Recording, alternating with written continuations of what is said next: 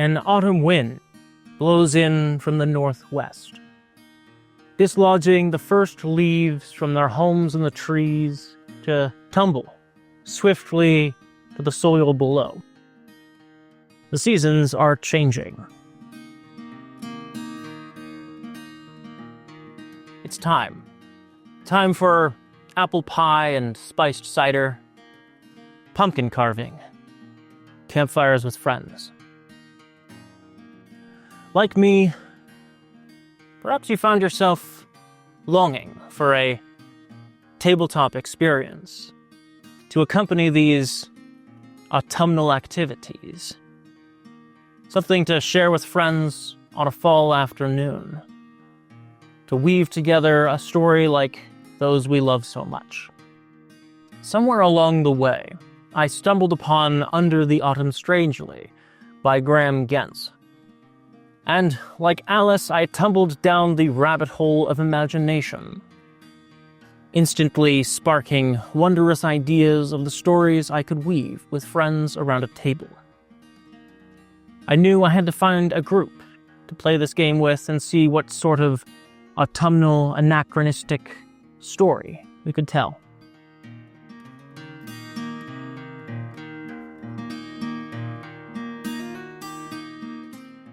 Good evening, and welcome to the Obsidian Cabaret. Are you sitting comfortably? Then we shall begin. What follows are my personal thoughts on the TTRPG Under the Autumn Strangely. If you've played this game or have thoughts on this review, feel free to share your ideas and experiences. If you're interested in hearing an interview with creator Gentz, or my players' thoughts, or other extras, check out the Obsidian Cabaret's Patreon. We'll look briefly at the rules of this game and talk about my group's experience, and then I'll share some overall thoughts and reflections on the game. Before we enjoy the warming comfort of the experience that is sitting around a table playing a game with friends, we must first talk rules, the backbone of any game. Under the Autumn Strangely is a storytelling game inspired heavily by Over the Garden Wall and similar types of media. The game is for 3 to 6 players, each taking on one of 3 roles in the Land of the Never Was. Together, the players collaboratively tell a story of a traveler or travelers lost in this mysterious land. The first of the roles available for players is that of the traveler, the closest thing to a standard player character. Players in this role are tasked with telling things from a first-person perspective. As described in the rules, the duties of the traveler are to provide whimsy in their descriptions and interactions. The second role is that of the Arcadian, the closest thing to a more traditional game master. Described as the duties of the Arcadian are to provide the autumnal pastoral in their descriptions and interactions. If that begins to sound a bit vague as far as rules go, stick with me for now. We'll talk more about that and some of the other elements later. And finally, the last role, the Terror, a sort of terrifying co-GM role with a more sinister and creepy twist. The duties of the Terror are to provide omens and darkness in their descriptions and interactions.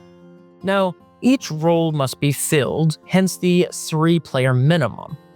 Up to 2 players can share a role, making the max players as written being 6. So you could probably add more if you wanted to, but personally I think this game would probably play best with 3 to 4. There are 2 main mechanics or core principles at play in this game. The first is narrative truth. In this game, whatever a player says is true. If the Arcadian says, "Rows of pumpkins sit in the moonlight, each carved with a different face," then that is now true and part of the game world. The traveler might then say, "I kneel to inspect one of the pumpkins. It looks exactly like me, down to the scar on my cheek." Now this also becomes fact in the game world, and similarly, the terror might then add in, as you stare, the pumpkin's mouth slowly curls into a grin, its eyes begin to weep blood, and yes, you guessed it, that is now canon for the game world as well. So what if a player wants to change what another role has just done? This brings us to the second core mechanic for the game, confirmations and contradictions. This is the triangle of interactions between roles powered by change tokens, a sort of narrative currency provided to the different roles. Roles are able to spend change tokens in a triangular structure to either confirm or contradict another role's narrative contribution, taking control of the scene in the process. In our example, perhaps the Arcadian will use their no but change token towards the terror to state the pumpkin's eyes actually begin to glow with a cheery and warming light that fills you with memories of home. As in this triangle of confirmations and contradictions, each role can yes and one role and no but another role. This gives the game a sort of push-pull narrative structure, with each chapter having different roles having more or less power to influence the story and therefore the other roles. Now the game is divided into chapters. Each chapter focuses on one of the three roles. The chapter focus determines how many change tokens each role receives and who performs the opening setup steps. For example, in a terror chapter, the terror gains 3 change tokens, the Arcadian 2, and the Traveler 1.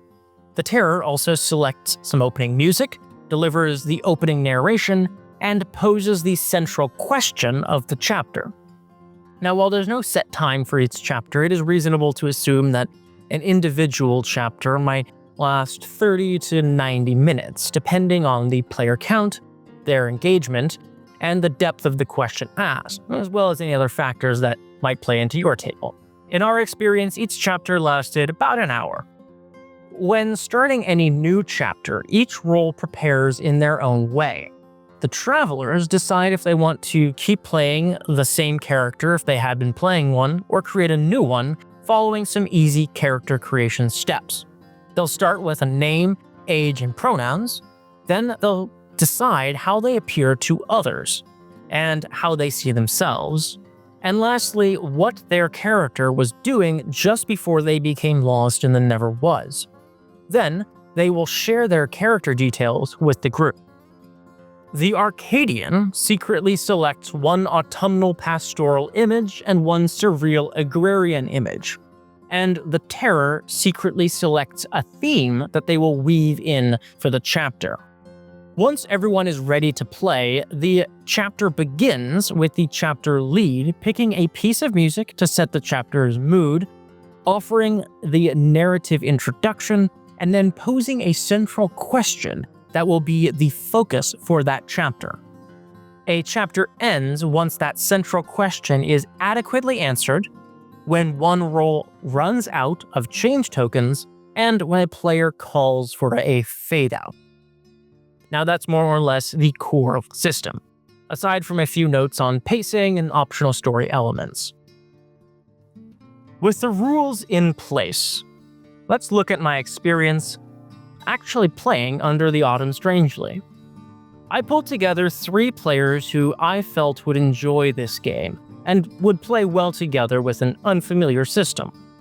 We did a session 0 as well as 2 test chapters to lay down safety tools, get familiar with the rules, and introduce characters before beginning our actual play game, since there were things we wanted to iron out and get a better feel of.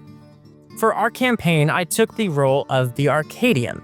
2 players were travelers, and 1, who also has a good amount of DM experience, played the Terror. Our initial intent was to run as close as possible to the rules as written. After reading the rules and playing our 2 test chapters, we decided to make a few adjustments for the simplicity and enjoyment of the players. Because we were playing remotely and recording with the intent to publish an actual play, I chose the music for each chapter to streamline things and make copyright issues easier on the back end. I also prepared the short opening narrations and set the chapter questions with the intent of giving everyone a strong jumping-off point for our game. Now, I'm not sure I would do this again in the future, but for a first proper game, it eased the players into the system and reduced the pressure of having to improvise an opening narration and a good question on the spot, especially for players who weren't as comfortable with that sort of improv. Our story followed the basic chapter sequence outlined in the rules. An Arcadian chapter, then a Traveler chapter, and ending was a Terror chapter. Now, if you're interested in watching our actual play of Under the Autumn Strangely, you can find that on this channel. Without spoilers, here are some of my thoughts on the experience. Now, character details don't seem to matter all that much in any given chapter. While our travelers worked with the assumption that they were trying to get home, the rules as written don't really provide any built-in motivation for the travelers. This seems to be a recurring element in the game, which makes it really open-ended, but at times perhaps a little aimless. It means that all the players at the table need to have a fairly clear idea of what they want to do with the story that they're going to be telling. This could vary from group to group, but that's what I found. I really enjoy leaning into players' creative ideas and feel that the everyone's a GM element of this game was really cool and well executed, and it really let the players' ideas shine.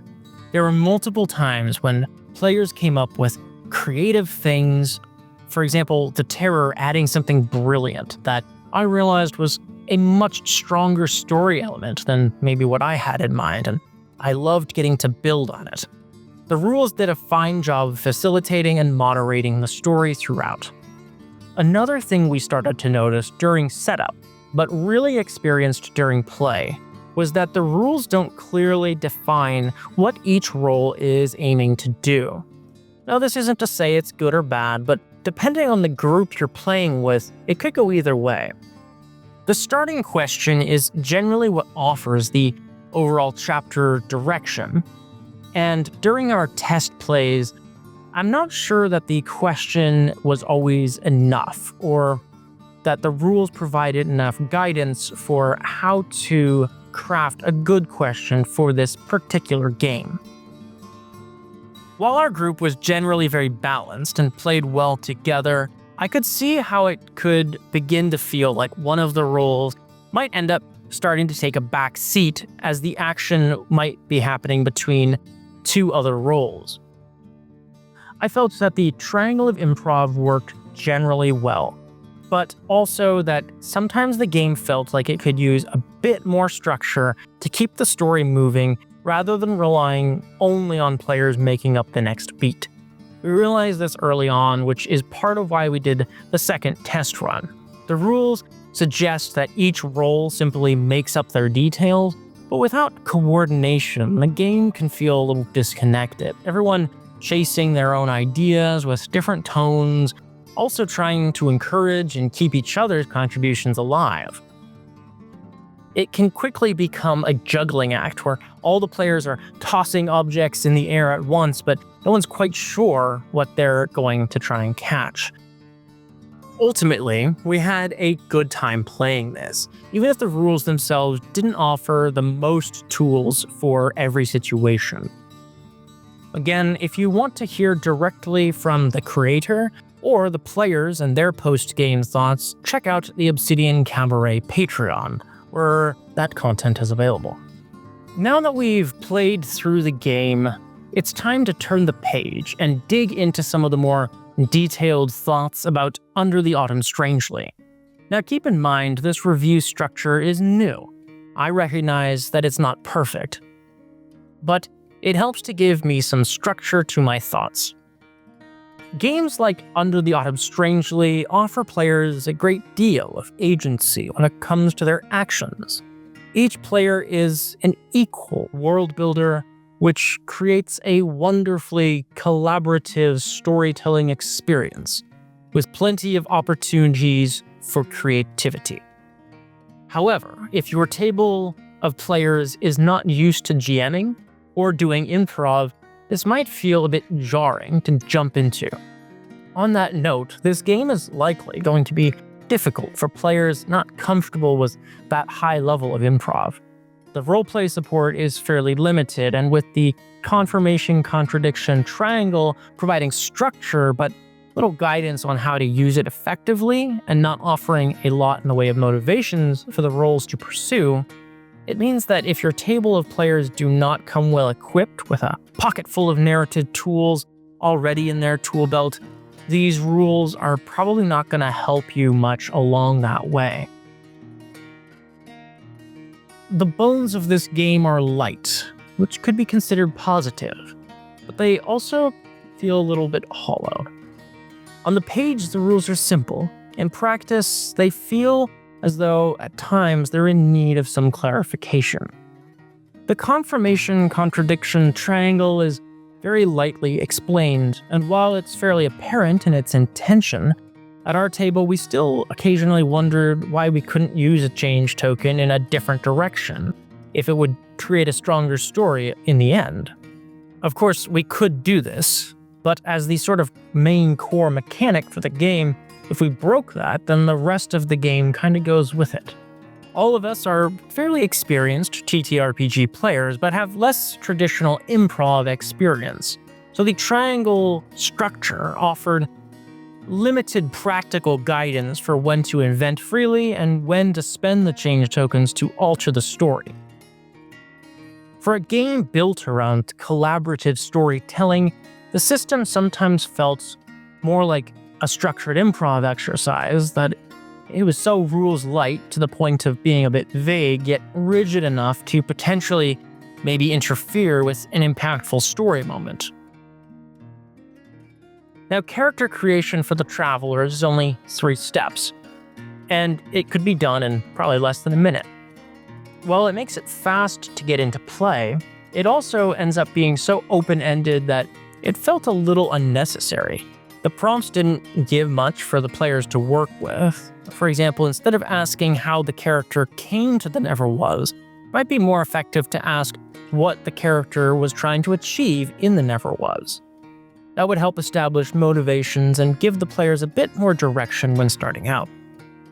Another important piece of the rules that felt like it needed a bit more is the chapter question. In our test plays, we quickly realized how much the quality of this question drives the experience. Big philosophical questions, like what's the meaning of life, are narratively unsatisfying and unlikely to be resolved in a reasonable amount of time, while questions that are too small make chapters dull and over too quickly.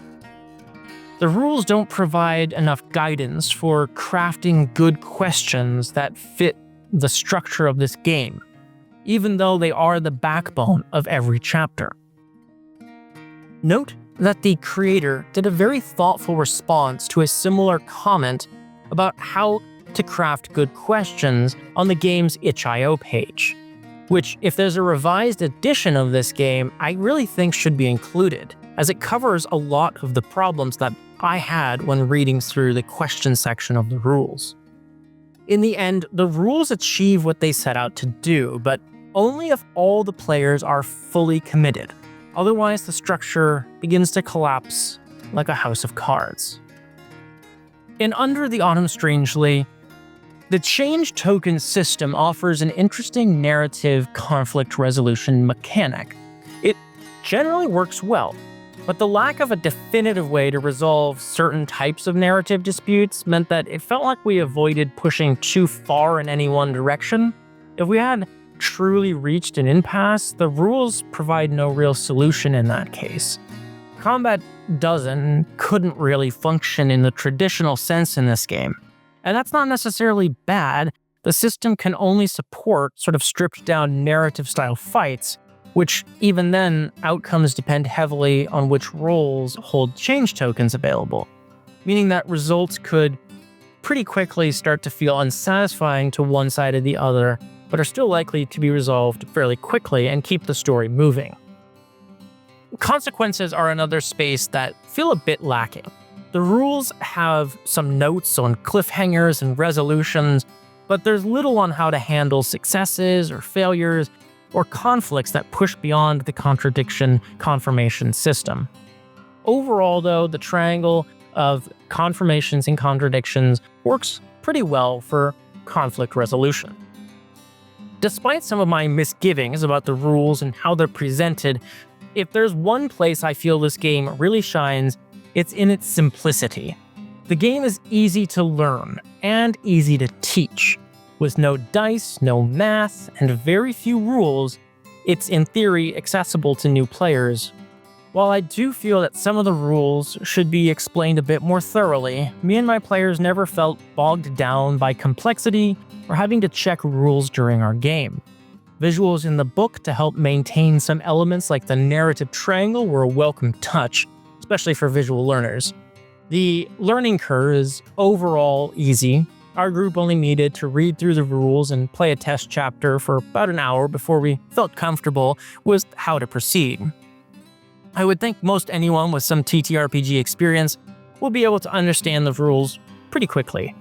How effectively the rules can be put into use, though, is another question and will depend more on the group that is playing in. But that's true for pretty much every game. I do like the addition of the safety tools, which I think help give the book a bit more approachability and thoughtfulness for players who may not be familiar with such game tools.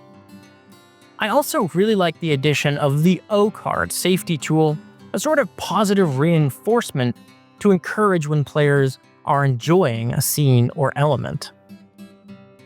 Now, the core mechanics do a good job of supporting storytelling in the style of something like Over the Garden Wall.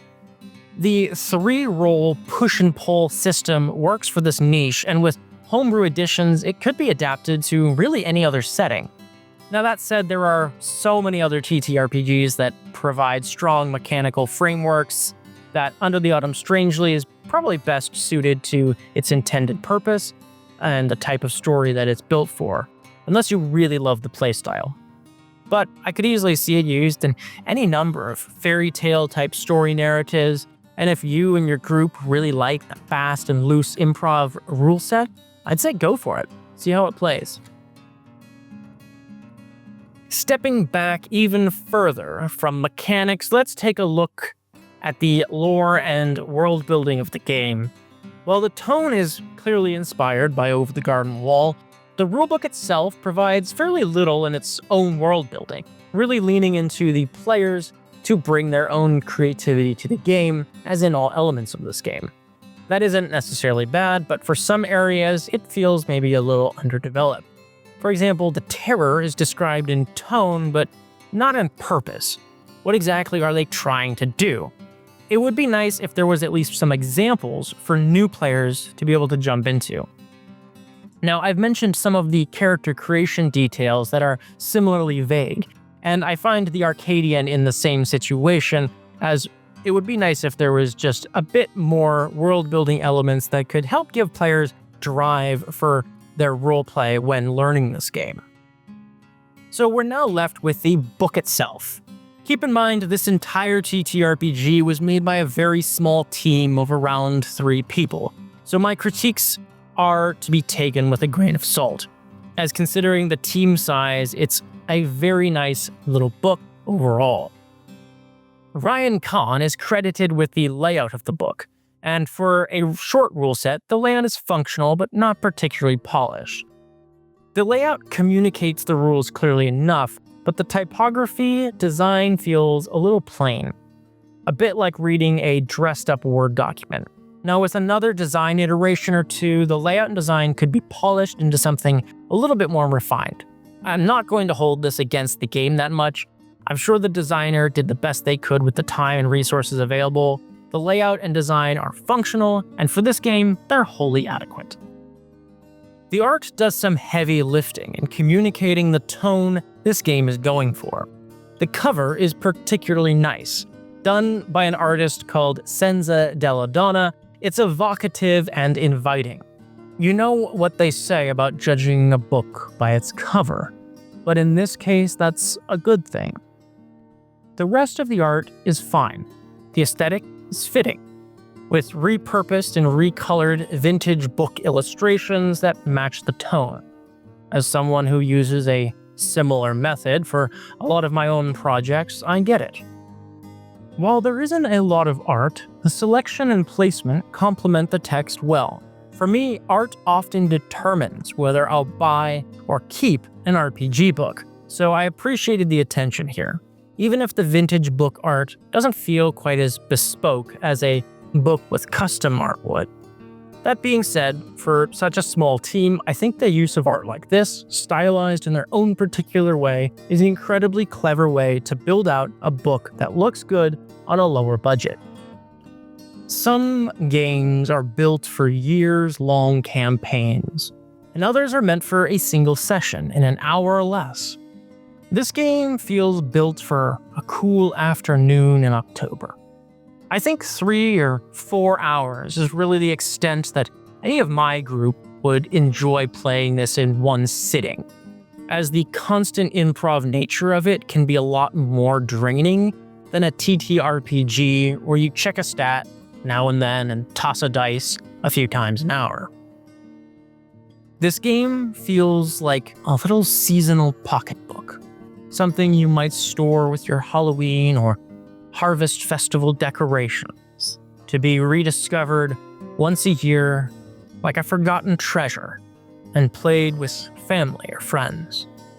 I could see it becoming a fall tradition for some groups.